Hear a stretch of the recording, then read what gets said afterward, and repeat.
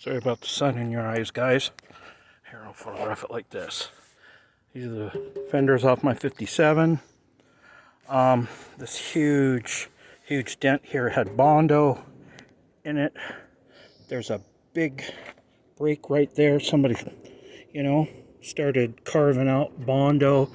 This is down to the wire rim. And, I mean, these fenders are heavy steel.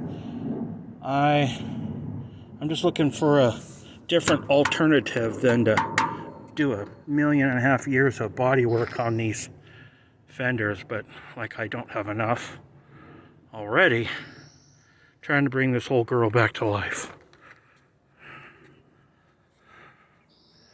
Next will be wheels, definitely. At least I got the tank stripped.